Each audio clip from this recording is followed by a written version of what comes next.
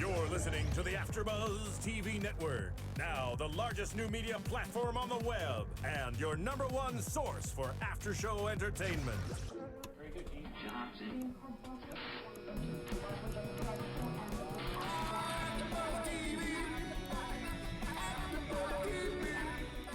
From the AFTERBUZZ Studios in Los Angeles, California, presented by Maria Menounos and streaming live thanks to Akamai Technologies, this is AFTERBUZZ TV South Park After Show.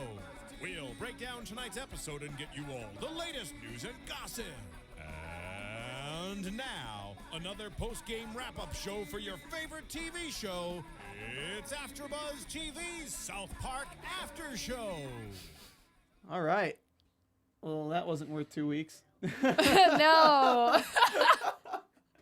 That's a good way to summarize it. I mean, it was entertaining. I laughed just at the absurdity of it. But I really they were off to such a good start with the season with things that just were so relevant and so awesome that, I mean, this was pretty much a Happening reference. Like, if anyone's ever seen The Happening, M. Night Shyamalan's, that was almost like... I'm sorry, can you say that name again? M. Night Shyamalan? I think it's Shyamalan, but... Whatever. M. Night Shyamalan? Marissa's backing me up. M. Night Shyamalan? I'm sorry, continue. If anyone's seen The Happening by M. Night Shyamalan, it was almost like his career jumping off a cliff and killing itself. Which is ironic, seeing that the movie's premise was people just randomly started killing themselves. That's also very goth and emo. No, it's very emo. It's not very goth. Goth are the cool kids. Emos are the posers. So the title of this episode was Dawn of the Posers, and I just think that's very appropriate considering in high school I don't see goth people anymore as a grown adult. I feel like when you grow up, you have to like lose that in order to get a real job. So there's very few goth people I encounter with my day. But I remember like in high school, there was literally the goth kids sitting on the floor in one side of the... So before we get too deep into this, apparently our producer doesn't know who we are. So let's go ahead and tell her. We completely forgot to introduce ourselves. Marissa, if you really want to know who I am, I'm Stephen Lemieux. And Marissa, you can follow me at Stephen Lemieux on Twitter. Who are you? I'm not gonna follow you. I'm Kylie Hodges, and I'm so sorry. I was so excited to bash this episode. I forgot to introduce myself. So can we continue? Thank you. Well, the wonderful listeners want to know who you are. Yeah, do you guys? I already know you guys. Thanks. I don't need to know who you are. My but they bad. do. So rude to not introduce myself. Super rude. That's like so rude. Like whatever. I'm like totally over it. No way. But the point of my story was that, I guess you could just consider myself like the preppy kid or whatever if we're gonna get into labels. But there was like the goth kids sitting on the floor on one side of the cafeteria, and then the emo kids on the other, and they were both writing like poems on their shoes or like playing cards or like trying to like share cigarettes without anybody seeing. And I remember thinking, God, they're all so stupid. And this episode was the game show host or whatever even said, what's the difference between goth and emo? Oh, well, there's no difference. There's no difference at all. all. I'm so retarded. You got me. I should have seen that. Duh. God. I really didn't have that in high school. Like, we didn't have the goth kids and the emo kids. I mean, we had the groups of kids that didn't really classify themselves. So, like, we had the anime kids. Isn't that the point of an emo kid? Don't label me. I'm original. No. It was more like we had the really deep into anime and nerdy shit kids.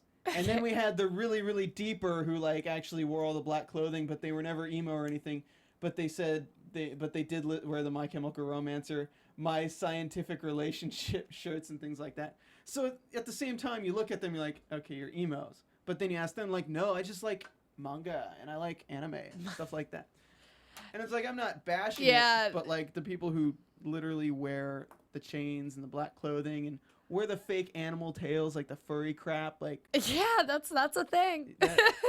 I can't believe that's a thing. That's a thing. I mean, I went to a pretty well, I didn't think it was that big of a high school, but we had a little mess of everything. You had a little nest of furries. Yeah, there was, Ugh. it's literally if you looked in the cafeteria, there's just clusters of exactly what you'd expect to be a stereotypical high school. The jocks, the cheerleaders, the nerds, And then if we're getting into like some sort of 80s teen movie, reference where I'm Molly Ringwald, I'm just the average girl. That would have been me. I was Molly Ringwald. I was the fat kid who knew everyone, but like wasn't really friends with anyone. I just like kind of went from group to group. No, like straight up, like no, like I had the dicks who were bullies and stuff, but like literally I could go up to any group and know like 2 people from each group, so I could just like walk in and say, "Oh, what's up, guys," and then like go to the next group because that's how it was. Like that was how. You were the lovable fat kid. I mean, I wasn't very lovable. I was kind of an asshole, but I mean, honestly, I'm not gonna lie to you, but I mean, I just remember it because I was a part of so many different groups that you could have labeled as different things, but I wasn't really a part of them at the same time. So it's interesting to know that all the people in the groups at the same time don't like to label themselves. The jocks don't like to label themselves. The geeks don't like to label themselves. Yeah. Everyone just thinks they're the awkward people who end up hanging out with the other awkward people, but they're all just the same kind of awkward, and that's what puts them together. So at the beginning of the episode, the Goth Kids, the 2 Goth boys, are debating the difference between an emo and a goth, and I took some notes. Oh god. Emos are cynical, goths are nihilistic. Wait, I thought the emos were. I mean, I thought but the goths then he were cynical. Concluded that he was nihilistic. No, I know. I was kidding. Oh, okay. Emos think life is horrible. Emos think their life is horrible. Goths think the world is horrible. No way. So emos are very much more self-involved. Yeah. No way. And then the final quote that I wrote down was, "I don't fit in anywhere." I think one of the goths said that, and I was like, well, don't all angsty teenagers say that? I guess. But that scene made me laugh because when they were talking about it, I was like, oh, if I had to define the difference between a goth and an emo, like, this is sad, but I understood that they were like, oh, no, I'm not goth, I'm emo. But if I had to explain it to somebody, like, what is the difference? You're all the same. Yeah, you really are. You're all the same. Well, but I would say goths wear like the baggy black pants from Hot Topic with like the chains. Emos wear super tight pants. Yeah. Well, emo boys. And then there's the heavy metal kids that get confused with the goth kids. Yeah, but the heavy metal kids are stuck in the 80s and the 90s. Yeah, so they're those, cool. They're cool in my book because they're like because when they're heavy metal kids, they're different. They're not. Look at us. Just they're not posers. Labeling people. No, they are posers. So there's various aspects of this episode that were kind of, again, I laughed at everything that was just so absurd, but it wasn't like I was laughing at last episode. It was more of like I was just laughing at the absurdity of it. Yeah, it had funny moments, but the actual story, I was just kind of like, well, there's a few good points. I mean, one thing that I thought was funny is the camp. Okay, whenever South Park has a camp, you never know what to expect. I just kept thinking of the episode where Butters is sent to the camp because he's confused. Well, they have the confused camp, then they have the camp of tolerance, where it's black and white, and it's basically a concentration camp. Yeah. They have the tunnel of insults at the Museum of Diversity. Or they have all these different things. I believe that is a museum in LA, actually. There's actually one on the way to DC from North Carolina.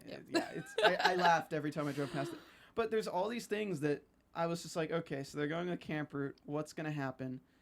And then when she came back emo, we were like, what? And when they put her in this white room. Emo just meant she had a little touch of color in her outfit. Pretty much.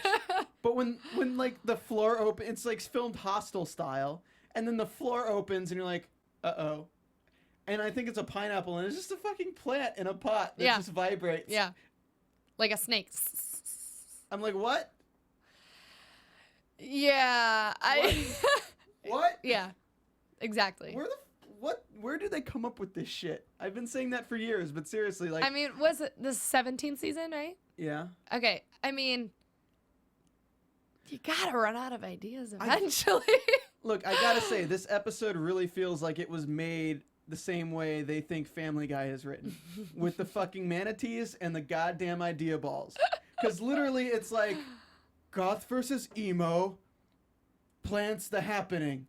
Like that's what it was, the happening mixed with goths versus emo. I mean, okay, so the happening is the plants are forcing people to kill themselves. We find out that it's the earth using the plants to make people kill themselves because the humans were damaging the plants or some bullshit. And the plants would, like, you'd see them move, and that's how you knew it was coming towards you. So that's really the extent of where it's going. But we've already had World War Zimmerman. We don't need more movie references, especially ones from 5 to 7 years ago. I was gonna say this episode is the second South Park episode in a row that has turned me off to watching a movie that I already didn't care to see. Well, I mean, didn't care to see World War Z. World War Zimmerman solidified that. This one makes me not want to see some crappy horror movie. Maybe I just upset some people. Sorry, guys. I did like that the parents send them to the camp because they're getting too hard to handle because they talk shit to their parents. Like, go away, Mom. Fuck you. Yeah. You demon jizz.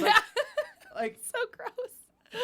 But the reasons were just because they were insulting the parents. So when she comes back emo, and then she's only insulting herself and she's harming herself, it just shows that parents are like, oh, she's great. She's not insulting me at all. Yeah. She's only hurting herself. It's great. She's so different. It just goes to show, I mean, it's a satire of the way that parents are raising their kids nowadays too, because they don't. Those snotty kids need a good ass kicking. I feel like that's what my dad would say. a good swift kick in the ass. A good swift kick in the ass. Hey. I do have one question, though. If anybody who's watching is in high school right now, can someone tell me, is being goth still cool? I had that question pop into my mind during this episode, and I realized, oh my God, A, I think I'm out of touch, and B, I'm not a teenager anymore, and I don't know. My question is, are there really that many fucking vampire kids? Yeah. Are there really? Like, well, in high school? I don't know. I mean, Twilight did really good in theaters. Yeah, for, like, girls, but did you think there'd be that many guys who are just like, yes, I really like Twilight per se? I don't think they talk like that. Per se? I mean, they brought the per se back. I don't know. If you're a vampire kid, tell us. If you're a vampire tell us kid, how many there are of you and if I should be scared. If we get like 5 1-star reviews on iTunes, we'll know because that we offended all the vampire goths, emos. All the fucking vampire kids. But speaking of iTunes, definitely go over to iTunes and search AFTERBUZZ TV South Park and go ahead and give us our 5 stars that we deserve for talking shit about goths and vampires and emos. And subscribe while you're at it. Subscribe and leave a comment because we want to hear those comments. Right? Keep those comments coming. Yes, we do. Yeah. Good or bad? Yeah, you can call us Demon Jizz. We're cool. We won't send you to camp. Don't call me that. I won't call you that. Our fans might, but I won't. Oh, do you want to make a prediction? Well, first, wait. So is that too soon? Was that premature? That's a little too soon. We'll wrap up in like 2 minutes, but 2 more points. All right. Scare tactics coming back, apparently. Didn't know that. So that's where they're coming from with this random, ending it with the plot line of it being a scare tactics show where the producers come out and it's like, oh, we're just a bunch of vibrating plant pots from Home Depot. Ha ha. Your wife set you up for this. I mean, they're making fun of scare tactics coming back because it's such a terrible show. And if you like scare tactics, I love it. No, I'm just kidding. Sorry again. And then, okay, I just want to ask, the black guy. Yeah, I wasn't. What? I wasn't catching on to that. He had on like a tight Twilight t-shirt. Didn't he have like a feather earring? Oh, maybe that was another vampire kid. But he was just, it was very random and confusing. But what? Yeah, I don't know. Like the black dude, like literally, he looked like the YouTube guy, the Afro Nunchuck guy who like jumped, did a backflip and hit his head. He looked like that guy. From the South Park episode, like it was the same kind of animated guy, and he was wearing a shirt that had like all the Twilight characters on it. Yeah, I don't. Okay, somebody please tell us if you understand what the point of that character was. Yeah, if you guys got that reference, please let us know because we totally were lost on it. We were just like, what the fuck? Can we get Matt and Trey's phone number? Can we call him up and just ask him? I'm like, no way. Oh, that was another funny point when he thinks it's a conspiracy and she tells him and she goes in this dark voice and he's just like, no way. And he's just like so astounded that it's actually a conspiracy. One more thing we should touch on is I found it hilarious that Edgar Allan Poe is, or the ghost of Edgar Allan Poe, aka Night Pain, was that it? Night Pain, is the poseriest, gothiest, emo-iest ghost of them all. All of chain smoking by himself at a diner, and he can't even get himself to go save his friends because what's the point? I really did like that Edgar Allan Poe was like, because he's the leader of all of them basically, but that he's smoking like in the them. car, and they're like, dude, don't smoke in the car, and he's like, you're all posers. Oh, okay, ma. Yeah. Let's go save the world from the emos, ma. And it's like fucking Edgar Allan Poe, like the white hair, the white tuft and the black hair, rogue style, like everything. He was funny. I do have to say, I was a little sad that none of the usual characters even had a little part. Nothing. I was kind of hoping there would be some sort of interaction with Cartman, because I just know he'd be obviously irritated with them, and it'd be funny. But I wanted Butters. Butters is always on the top of my list. Or Gobbles. You know, the turkey. Why would we have Gobbles? I just love him. I mean, maybe in 4 weeks. We got Thanksgiving. I know. coming up, I've Kylie. got Thanksgiving on the brain. I guess Gobbles! so. Well, let's predict what we're gonna have for Thanksgiving. And now, Oh my your God. AfterBuzz TV predictions. Okay, I still think that we're gonna get something with the release of the PlayStation and Xbox. I honestly think that's like gonna be one of the next episodes. I don't know. What did I say last week? Syria? Syria. Oh, no, I said the government shutdown. I mean, I Yeah. feel like their turnover rate with episodes is fast enough that they've got to make something about that. They could definitely do the government shutdown. Or at least just some, you know, the episode where it was you had to vote for the giant turd or the douche sandwich? Yeah. Like, maybe, The like, giant bring douche. those back. The giant douche or the turd sandwich. Yeah. And we have our new candidate, like the turd sandwich, and they put like wrinkles on it. So it looks older. It's been 5 years. I think they're probably gonna bring something. Like, I haven't really had like the big political episode yet this year, so I'm wondering when they're gonna pull that out. We'll probably get some Sarah Palin in it because she's making the rounds again in the news. We might even get that governor who sent Klan messages. We might get the whole. I mean, I'd really like to see the government shutdown. It's the most. I agree. It's the most predominant thing that's happened. That just They could do so much with it. They could it make could be hilarious. all the congressmen patting themselves on the back for solving a problem that they fucking caused. It's like that's the kind of thing I would see towards. Also, very feisty tonight. Also, the Fukushima, I could see them doing something with that, like the nuclear fallout, how it's changing the animals in the ocean and things like that. Yeah, I could see some sort of really fucking weird episode coming out of like things coming out of the water because of Fukushima or whatever. Crab people. 2.0. I want to see the crab people. You know, again. this episode when it first showed the plant shaking and what's her name, Henrietta, was like freaked out. I thought this was gonna be like a crab people version again, and a crab person was gonna bust out of a plant. And I was like, oh, they're back. Yeah, I loved crab I thought people. Something would come out of the plant. Yeah. But I mean, nothing can come out of the plant. It's just a ficus and a vibrating Home Depot. I think I found my Halloween costume this year, guys. I think I'm going to be a vibrating plant pot with a ficus sticking out of it. I would be a crab person. Crab people. Crab. I'll walk around with like a giant one of those metal things that cracks crab people. All right, people are sick of hearing about our Halloween ideas. People are sick of hearing about us talk about this episode. Where can we find you, Kylie? On Twitter at the Kylie Hodges or my website kyliehodges.com. And you can find me here at AfterBuzz TV, engineering all the great after shows here put up by Kevin and Maria. And on Twitter at Stephen Lemieux, as well as hosting the Sleepy Hollow After Show Tuesdays at 7 p.m. Also, we're off for another 2 weeks for Sleepy Hollow, so come back in 2 weeks and see that. But yeah, see you next week for South Park. Woo! From executive producers Maria Menounos, Kevin Undergaro, Phil Svitek, and the entire AfterBuzz TV staff, we would like to thank you for listening to the AfterBuzz TV network. To watch or listen to other after shows and post comments or questions, be sure to visit AfterBuzzTV.com. I'm Sir Richard Wentworth, and this has been a presentation of AfterBuzz TV. Buzz you later. The views expressed herein are those of the hosts only and do not necessarily reflect the views of AfterBuzz TV or its owners or principals.